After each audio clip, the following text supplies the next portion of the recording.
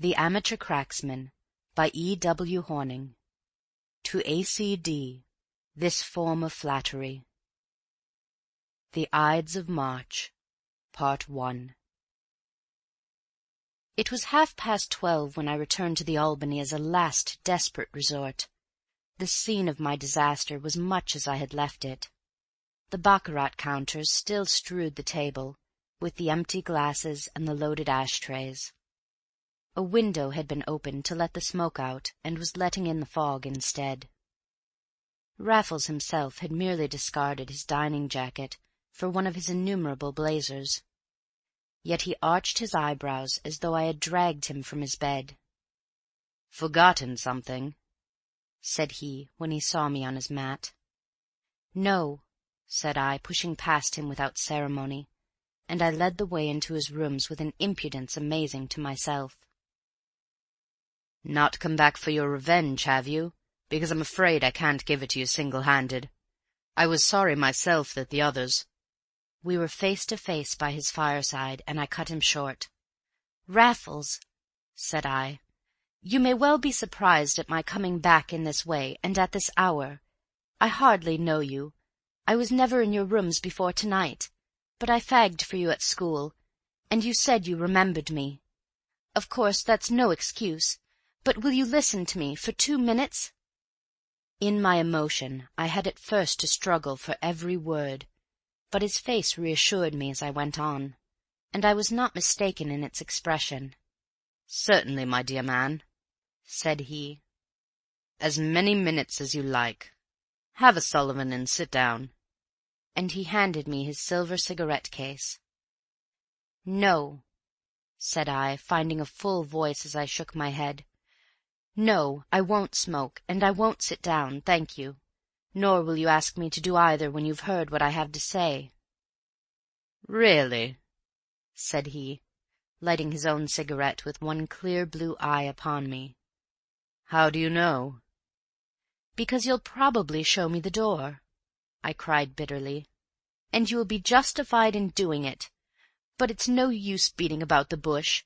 You know I dropped over 200 just now." He nodded. "I hadn't the money in my pocket."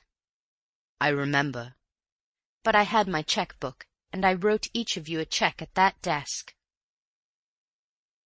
"Well?" "Not one of them was worth the paper it was written on, Raffles. I am overdrawn already at my bank." "Surely only for the moment." "No, I have spent everything." "But somebody told me you were so well off. I heard you had come in for money." "So I did, 3 years ago. It has been my curse. Now it's all gone, every penny. Yes, I've been a fool. There never was nor will be such a fool as I've been. Isn't this enough for you? Why don't you turn me out?" He was walking up and down with a very long face instead. "Couldn't your people do anything?" he asked at length. "Thank God!" I cried. "I have no people. I was an only child. I came in for everything there was. My one comfort is that they're gone and will never know." I cast myself into a chair and hid my face. Raffles continued to pace the rich carpet that was of a piece with everything else in his rooms. There was no variation in his soft and even footfalls. "You used to be a literary little cuss," he said at length.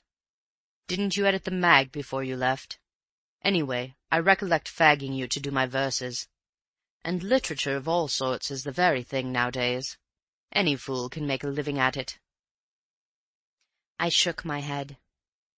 "Any fool couldn't write off my debts," said I. "Then you have a flat somewhere?" he went on. "Yes, in Mount Street." "Well, what about the furniture?" I laughed aloud in my misery. "There has been a bill of sale on every stick for months." And at that Raffles stood still, with raised eyebrows and stern eyes, that I could meet the better now that he knew the worst. Then, with a shrug, he resumed his walk, and for some minutes neither of us spoke. but in his handsome, unmoved face I read my fate and death warrant, and with every breath I cursed my folly and my cowardice in coming to him at all.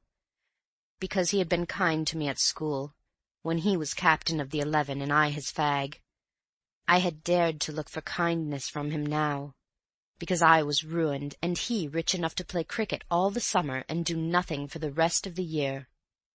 I had fatuously counted on his mercy, his sympathy, his help. Yes, I had relied on him in my heart, for all my outward diffidence and humility, and I was rightly served.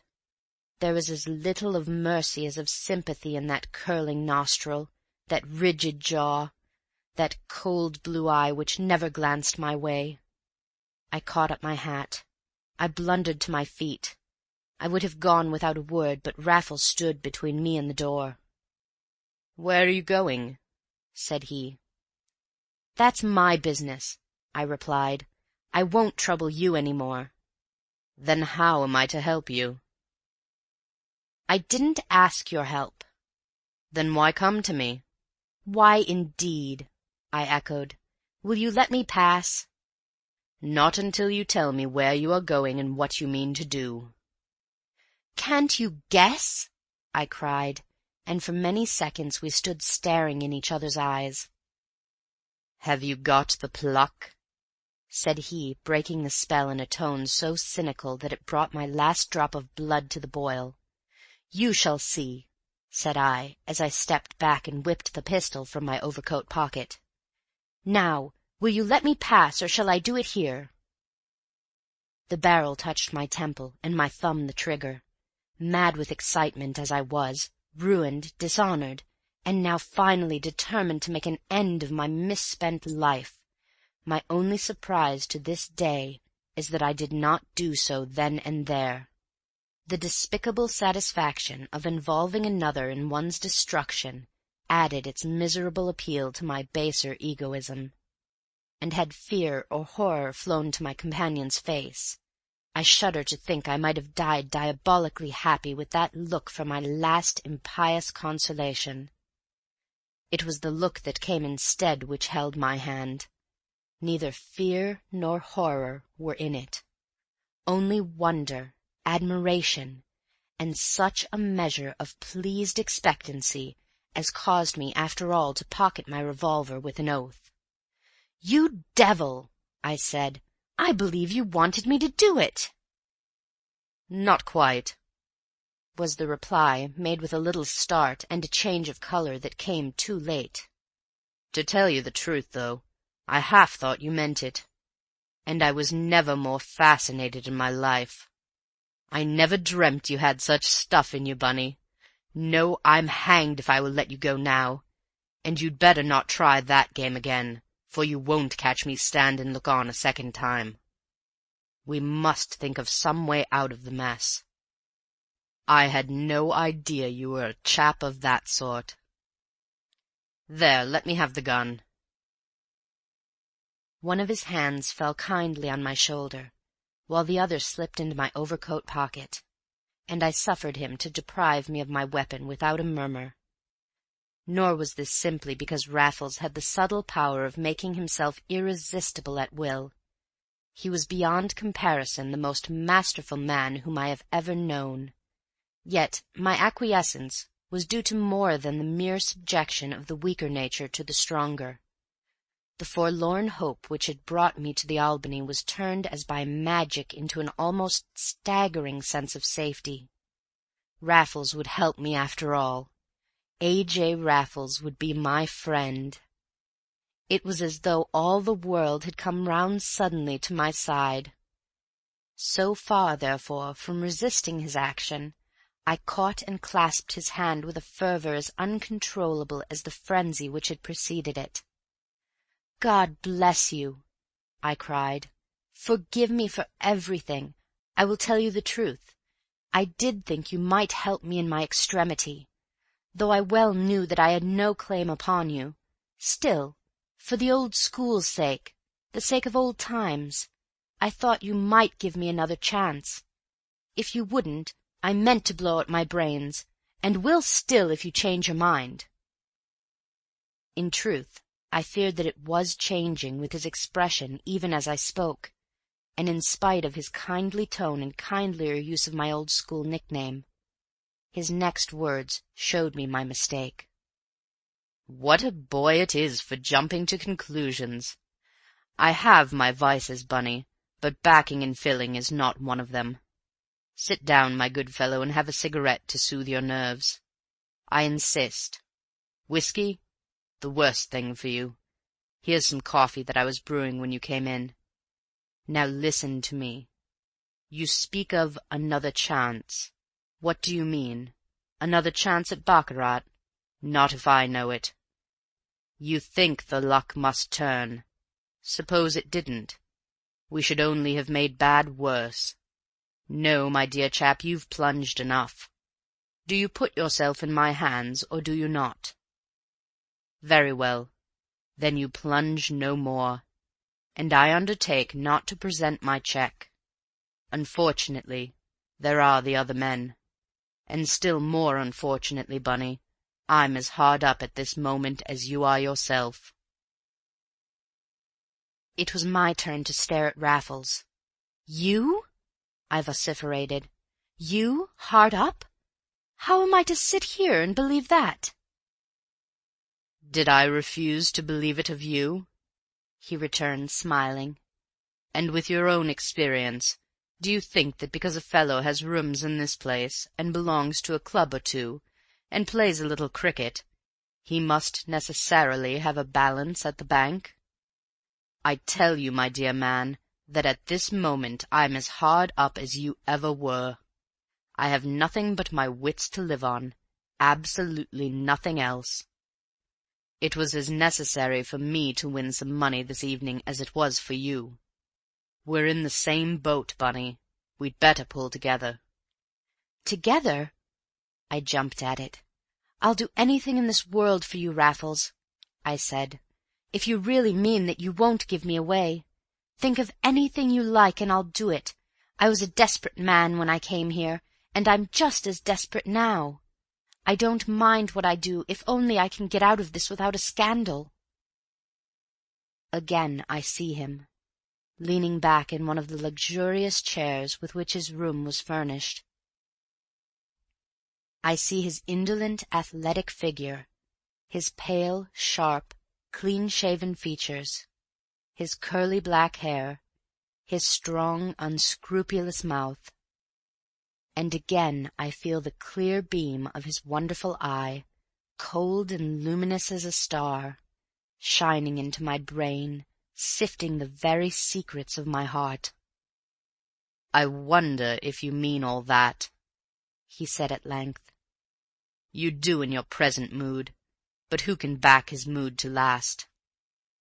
Still, there's hope when a chap takes that tone. Now I think of it, too, you were a plucky little devil at school. You once did me a rather good turn, I recollect. Remember it, Bunny? Well, wait a bit, and perhaps I'll be able to do you a better one. Give me time to think." He got up, lit a fresh cigarette, and fell to pacing the room once more, but with a slower and more thoughtful step, and for a much longer period than before. Twice he stopped at my chair as though on the point of speaking, but each time he checked himself and resumed his stride in silence. Once he threw up the window, which he had shut some time since, and stood for some moments leaning out into the fog which filled the Albany courtyard. Meanwhile a clock on the chimney-piece struck 1, and 1 again for the half-hour, without a word between us. Yet I not only kept my chair with patience, but I acquired an incongruous equanimity in that half-hour. Insensibly I had shifted my burden to the broad shoulders of this splendid friend, and my thoughts wandered with my eyes as the minutes passed. The room was the good-sized square one with the folding doors, the marble mantelpiece, and the gloomy old-fashioned distinction peculiar to the Albany. It was charmingly furnished and arranged, with the right amount of negligence and the right amount of taste. What struck me most, however, was the absence of the usual insignia of a cricketer's den. Instead of the conventional rack of war-worn bats, a carved oak bookcase, with every shelf in a litter, filled the better part of one wall, and where I looked for cricketing groups I found reproductions of such works as Love and Death and The Blessed Damozel in dusty frames and different parallels. The man might have been a minor poet instead of an athlete of the first water, but there had always been a fine streak of aestheticism in his complex composition. Some of these very pictures I had myself dusted in his study at school, and they set me thinking of yet another of his many sides, and of the little incident to which he had just referred. Everybody knows how largely the tone of a public school depends on that of the 11, and on the character of the captain of cricket in particular. And I have never heard it denied that in A.J. Raffles' time our tone was good, or that such influence as he troubled to exert was on the side of the angels. Yet it was whispered in the school that he was in the habit of parading the town at night in loud checks and a false beard. It was whispered and disbelieved. I alone knew it for a fact, for night after night I had pulled the rope up after him when the rest of the dormitory were asleep, and kept awake by the hour to let it down again on a given signal. Well, one night he was overbold and within an ace of ignominious expulsion in the heyday of his fame. Consummate daring and extraordinary nerve on his part, aided doubtless by some little presence of mind on mine, averted the untoward result, and no more need be said of a discreditable incident. But I cannot pretend to have forgotten it in throwing myself on this man's mercy in my desperation, and I was wondering how much of his leniency was owing to the fact that Raffles had not forgotten it either, when he stopped and stood over my chair once more. "I've been thinking of that night we had the narrow squeak," he began. "Why do you start?" I was thinking of it too. He smiled as though he had read my thoughts. "Well, you were the right sort of little beggar then, Bunny. You didn't talk and you didn't flinch. You asked no questions and you told no tales. I wonder if you're like that now." "I don't know," said I, slightly puzzled by his tone.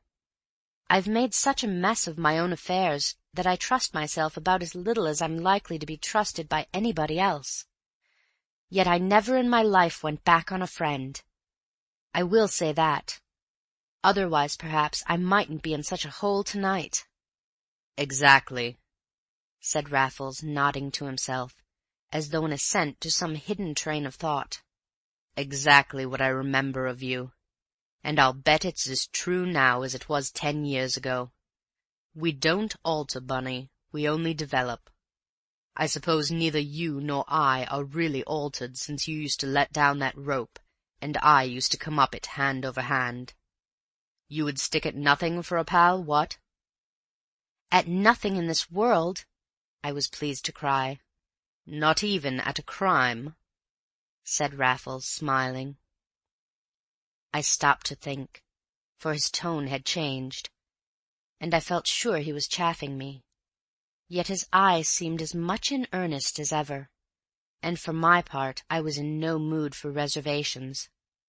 "No, not even at that," I declared. "Name your crime, and I'm your man." He looked at me, one moment in wonder, and another moment in doubt, then turned the matter off with a shake of his head, and the little cynical laugh that was all his own. "You're a nice chap, Bunny. A real desperate character, what?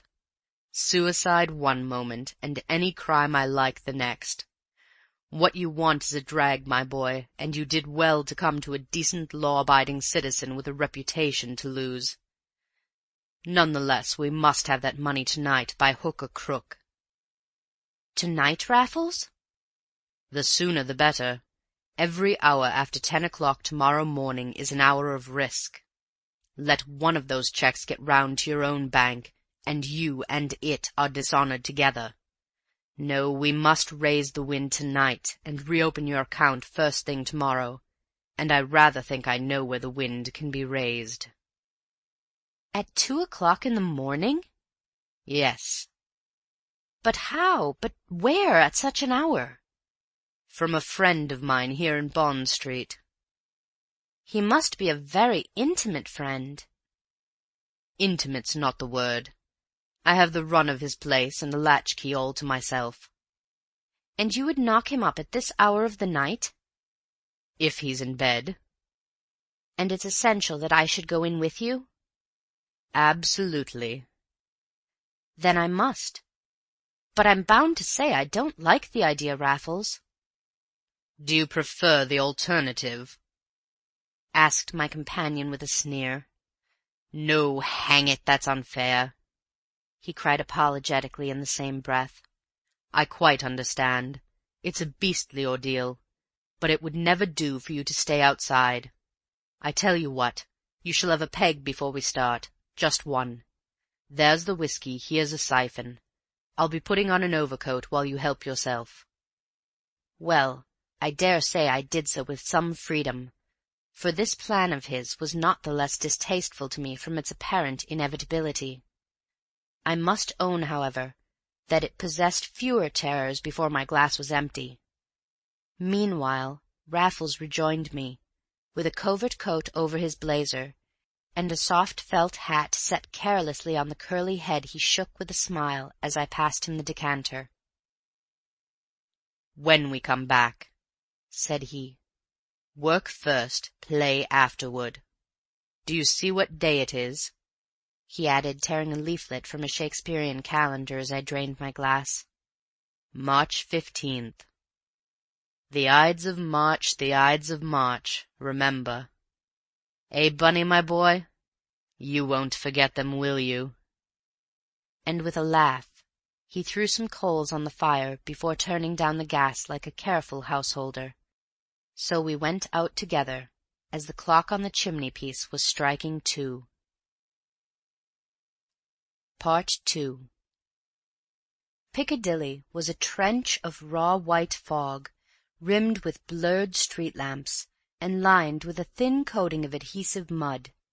We met no other wayfarers on the deserted flagstones, and were ourselves favoured with a very hard stare from the constable of the beat, who, however, touched his helmet on recognizing my companion. "You see, I'm known to the police," laughed Raffles as we passed on. "Poor devils! They've got to keep their weather eye open on a night like this. A fog may be a bore to you and me, Bunny, but it's a perfect godsend to the criminal classes, especially so late in their season. Here we are, though I'm hanged if the beggar isn't in bed and asleep after all." We had turned into Bond Street, and had halted on the curb a few yards down on the right. Raffles was gazing up at some windows across the road, windows barely discernible through the mist, and without the glimmer of a light to throw them out. They were over a jeweller's shop, as I could see by the peep-hole in the shop door, and the bright light burning within. But the entire upper part, with the private street door next the shop, was black and blank as the sky itself. "Better give it up for to-night," I urged. "Surely the morning will be time enough." "Not a bit of it," said Raffles. "I have his key. We'll surprise him. Come along." And seizing my right arm, he hurried me across the road, opened the door with his latch-key, and in another moment had shut it swiftly but softly behind us. We stood together in the dark. Outside a measured step was approaching. We had heard it through the fog as we crossed the street. Now, as it drew nearer, my companion's fingers tightened on my arm. "It may be the chap himself," he whispered. "He's the devil of a night-bird. Not a sound, Bunny. We'll startle the life out of him." Ah! The measured step had passed without a pause. Raffles drew a deep breath, and his singular grip of me slowly relaxed. "But still not a sound," he continued in the same whisper. "We'll take a rise out of him, wherever he is. Slip off your shoes and follow me." Well, You may wonder at my doing so, but you can never have met A.J. Raffles. Half his power lay in a conciliating trick of sinking the commander in the leader, and it was impossible not to follow one who led with such a zest. You might question, but you followed first. So now, when I heard him kick off his own shoes, I did the same, and was on the stair at his heels before I realized what an extraordinary way this was of approaching a stranger for money in the dead of night. But obviously Raffles and he were on exceptional terms of intimacy, and I could not but infer that they were in the habit of playing practical jokes upon each other. We groped our way so slowly upstairs that I had time to make more than one note before we reached the top. The stair was uncarpeted. The spread fingers of my right hand encountered nothing on the damp wall. Those of my left trailed through a dust that could be felt on the banisters. An eerie sensation had been upon me since we entered the house. It increased with every step we climbed. What hermit were we going to startle in his cell? We came to a landing. The banister led us to the left, and to the left again. 4 steps more, and we were on another and a longer landing, and suddenly a match blazed from the black. I never heard it struck. Its flash was blinding. When my eyes became accustomed to the light, there was Raffles holding up the match with one hand and shading it with the other, between bare boards, stripped walls, and the open doors of empty rooms. "Where have you brought me?" I cried. "The house is unoccupied." "Hush! Wait!" he whispered, and he led the way into one of the empty rooms. His match went out as we crossed the threshold, and he struck another without the slightest noise. Then he stood with his back to me, fumbling with something that I could not see. But when he threw the second match away, there was some other light in its stead, and a slight smell of oil. I stepped forward to look over his shoulder, but before I could do so he had turned and flashed a tiny lantern in my face. "What's this?" I gasped. "What rotten trick are you going to play?"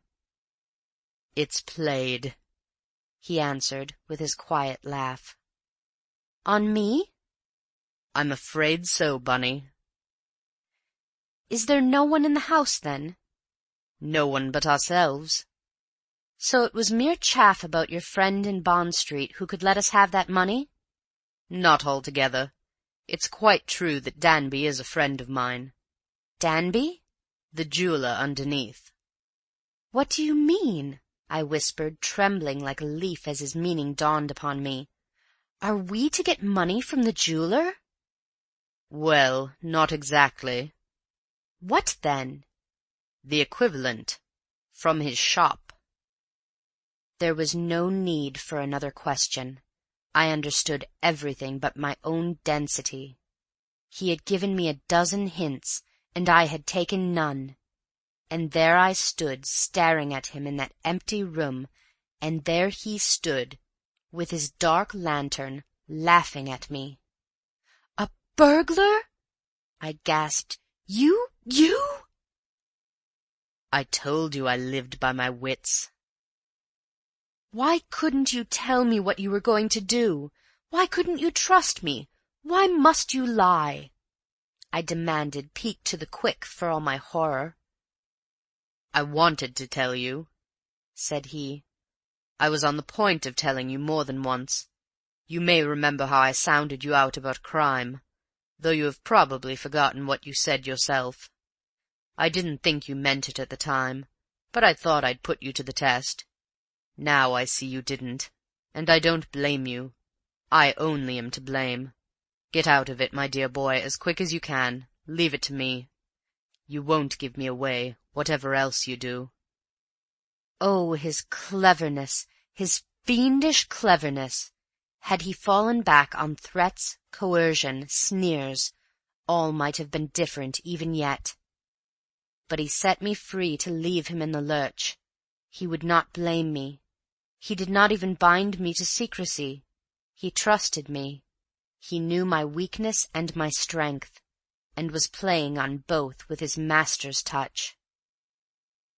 "Not so fast," said I. "Did I put this into your head, or were you going to do it in any case?" "Not in any case," said Raffles. "It's true I've had the key for days, but when I won tonight I thought of chucking it, for as a matter of fact it's not a one-man job." "That settles it. I'm your man." "You mean it?" "Yes, for tonight." "Good old Bunny," he murmured, holding the lantern for one moment to my face. The next he was explaining his plans, and I was nodding, as though we had been fellow cracksmen all our days. "I know the shop," he whispered, "because I've got a few things there. I know this upper part, too. It's been to let for a month, and I got an order to view, and took a cast of the key before using it. The one thing I don't know is how to make a connection between the two. At present there's none. We may make it up here, though I rather fancy the basement myself. If you wait a minute I'll tell you." He set his lantern on the floor, crept to a back window, and opened it with scarcely a sound, only to return shaking his head, after shutting the window with the same care. "That was our one chance," said he. "A back window above a back window, but it's too dark to see anything, and we daren't show an outside light. Come down after me to the basement, and remember, though there's not a soul on the premises, you can't make too little noise.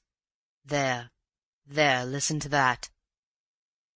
It was the measured tread that we had heard before on the flagstone outside. Raffles darkened his lantern, and again we stood motionless till it had passed. "Either a policeman," he muttered, "or a watchman that all of these jewelers run between them. The watchman's the man for us to watch. He's simply paid to spot this kind of thing." We crept very gingerly down the stairs, which creaked a bit in spite of us, and we picked up our shoes in the passage, then down some narrow stone steps, at the foot of which Raffles showed his light, and put on his shoes once more, bidding me do the same in a rather louder tone than he had permitted himself to employ overhead. We were now considerably below the level of the street, in a small space with as many doors as it had sides.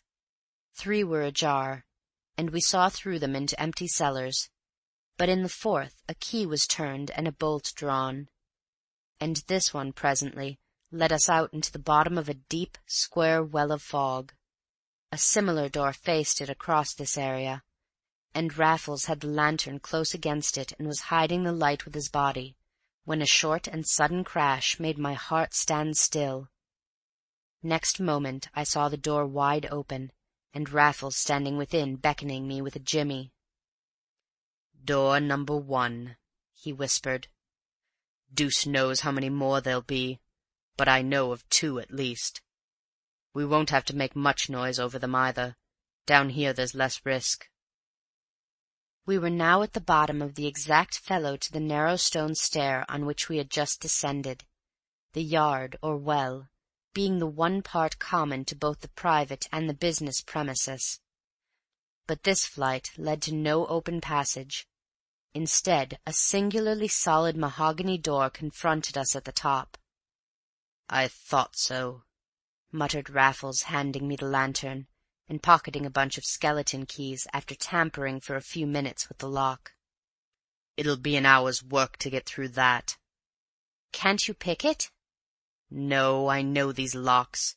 It's no use trying. We must cut it out. And it'll take us an hour."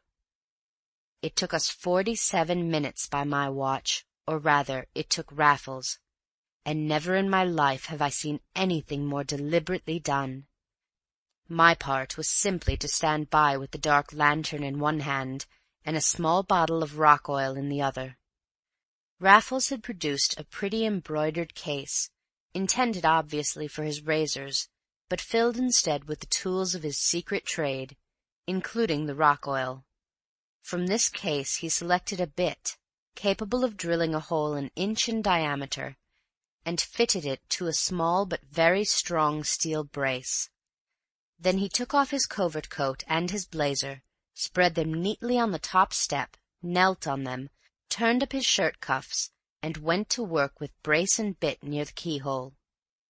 But first he oiled the bit to minimize the noise, and this he did invariably before beginning a fresh hole, and often in the middle of one.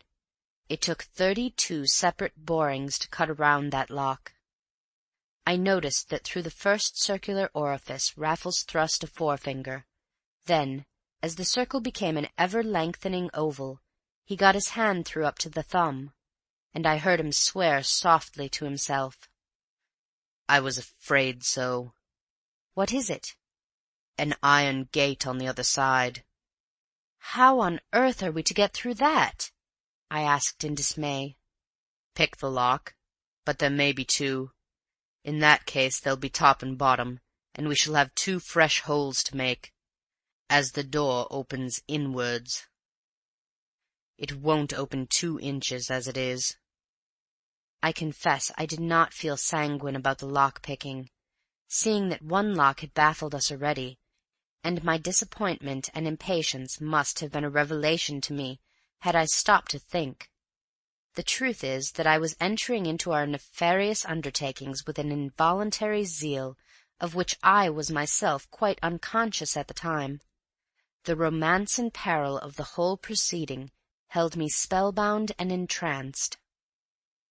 My moral sense and my sense of fear were stricken by a common paralysis, and there I stood, shining my light and holding my file with a keener interest than I had ever brought to any honest avocation.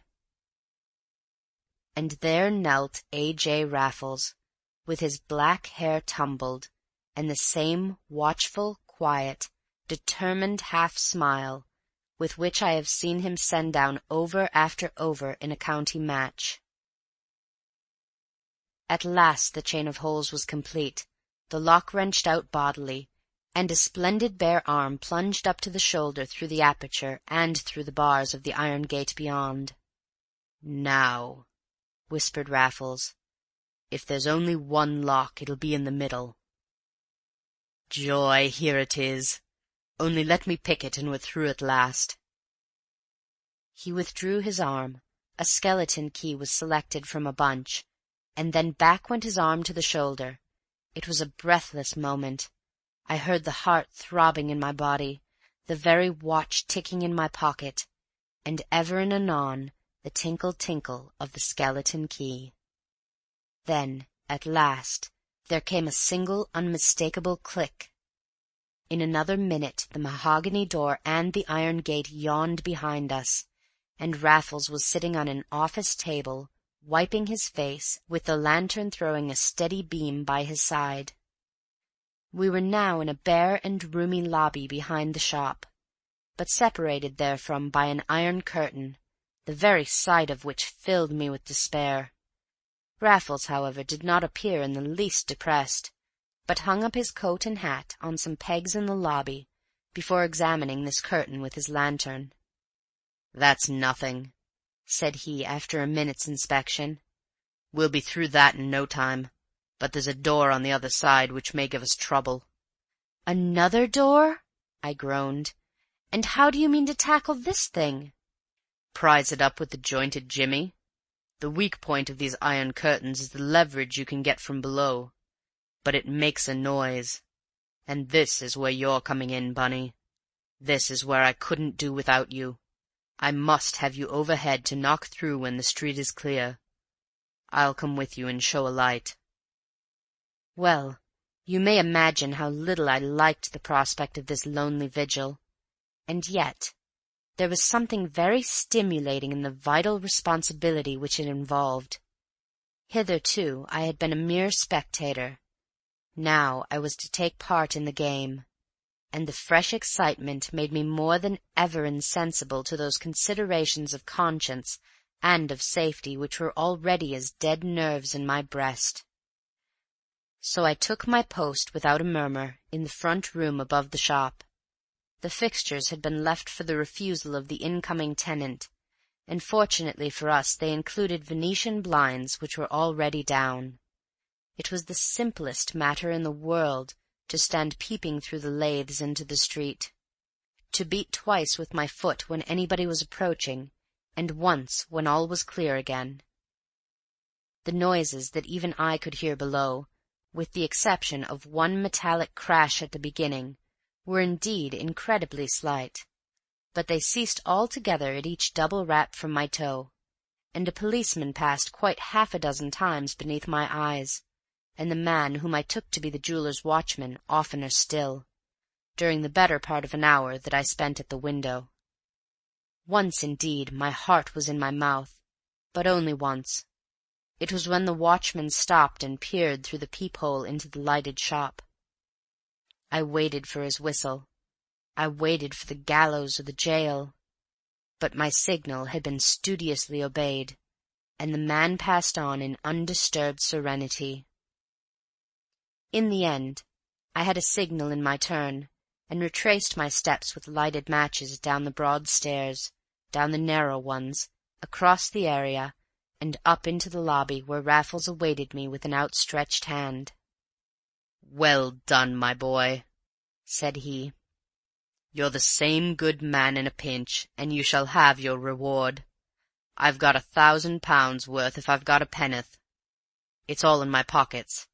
And here's something else I found in this locker.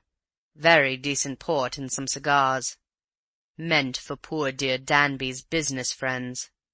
Take a pull and you shall light up presently. I've found a lavatory, too, and we must have a wash and brush up before we go, for I'm as black as your boot." The iron curtain was down, but he insisted on raising it until I could peep through the glass door on the other side and see his handiwork in the shop beyond. Here 2 electric lights were left burning all night, and in their cold white rays I could at first see nothing amiss. I looked along an orderly lane, an empty glass counter on my left, glass cupboards of untouched silver on my right, and facing me the filmy black eye of the peep-hole that shone like a stage moon on the street. The counter had not been emptied by Raffles. Its contents were in the Chubb's safe, which he had given up at a glance, nor had he looked at the silver, except to choose a cigarette-case for me. He had confined himself entirely to the shop window. This was in 3 compartments, each secured for the night by removable panels with separate locks. Raffles had removed them a few hours before their time, and the electric light shone on a corrugated shutter bare as the ribs of an empty carcass. Every article of value was gone from the one place which was invisible from the little window in the door. Elsewhere all was as it had been left overnight, and but for a train of mangled doors behind the iron curtain, a bottle of wine and a cigar-box, with which liberties had been taken, a rather black towel in the lavatory, a burnt match here and there, and our finger-marks on the dusty banisters, not a trace of our visit did we leave. "Had it in my head for long?" said Raffles as we strolled through the streets towards dawn, for all the world as though we were returning from a dance. "No, Bunny, I never thought of it till I saw that upper part empty about a month ago, and bought a few things in the shop to get the lie of the land. That reminds me that I never paid for them, but by Jove I will tomorrow, and if that isn't poetic justice, what is? One visit showed me the possibilities of the place, but a second convinced me of its impossibilities without a pal. So I had practically given up the idea when you came along on the very night and in the very plight for it. But here we are at the Albany, and I hope there's some fire left, for I don't know how you feel, Bunny, but for my part I'm as cold as Keats's owl." He could think of Keats on his way from a felony. He could hanker for his fireside like another. Floodgates were loosed within me, and the plain English of our adventure rushed over me as cold as ice. Raffles was a burglar. I had helped him to commit one burglary. Therefore I was a burglar too. Yet I could stand and warm myself by his fire, and watch him empty his pockets as though we had done nothing wonderful or wicked. My blood froze, my heart sickened, my brain whirled. How I had liked this villain! How I had admired him! Now my liking and admiration must turn to loathing and disgust. I waited for the change. I longed to feel it in my heart, but I longed and I waited in vain. I saw that he was emptying his pockets. The tables sparkled with their hoard. Rings by the dozen, diamonds by the score, bracelets, pendants, aigrettes, necklaces, pearls, rubies, amethysts, sapphires, and diamonds always, diamonds in everything, flashing bayonets of light, dazzling me, blinding me, making me disbelieve because I could no longer forget. Last of all came no gem indeed, but my own revolver from an inner pocket, and that struck a chord. I suppose I said something. My hand flew out. I can see Raffles now, as he looked at me once more with a high arch over each clear eye. I can see him pick out the cartridges with his quiet, cynical smile before he would give me my pistol back again. "You mayn't believe it, Bunny," said he, "but I never carried a loaded one before. On the whole, I think it gives one confidence. Yet it would be very awkward if anything went wrong. One might use it, and that's not the game at all. Though I have often thought that the murderer who has just done the trick must have great sensations before things get too hot for him. Don't look so distressed, my dear chap. I've never had those sensations, and I don't suppose I ever shall." "But this much you have done before?" said I hoarsely. "Before? My dear Bunny, you offend me. Did it look like a first attempt? Of course I have done it before." "Often?" "Well, no. Not often enough to destroy the charm, at all events. Never, as a matter of fact, unless I'm cursedly hard up. Did you hear about the Thimbley diamonds? Well, that was the last time, and a poor lot of paste they were. Then there was the little business of the Dormer House boat at Henley last year. That was mine also, such as it was. I never brought off a really big coup yet. When I do, I shall chuck it up." Yes, I remembered both cases very well. To think that he was their author! It was incredible, outrageous, inconceivable. Then my eyes would fall upon the table, twinkling and glittering in 100 places, and incredulity was at an end. "How came you to begin?" I asked, as curiosity overcame mere wonder, and a fascination for his career gradually wove itself into my fascination for the man. "Ah, that's a long story," said Raffles.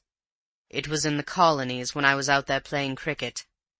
It's too long a story to tell you now, but I was in much the same fix that you were in tonight, and it was my only way out. I never meant it for anything more, but I'd tasted blood, and it was all over with me. Why should I work when I could steal? Why settle down to some humdrum, uncongenial billet, when excitement, romance, danger, and a decent living were all going begging together? Of course, it's very wrong, but we can't all be moralists, and the distribution of wealth is very wrong to begin with. Besides, you're not at it all the time. I'm sick of quoting Gilbert's lines to myself, but they're profoundly true.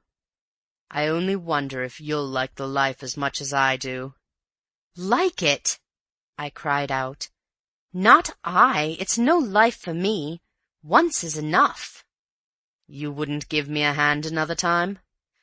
"Don't ask me, Raffles. Don't ask me, for God's sake." "Yet you said you would do anything for me. You asked me to name my crime. But I knew at the time you didn't mean it. You didn't go back on me tonight, and that ought to satisfy me, goodness knows. I suppose I'm ungrateful and unreasonable and all that. I ought to let it end at this.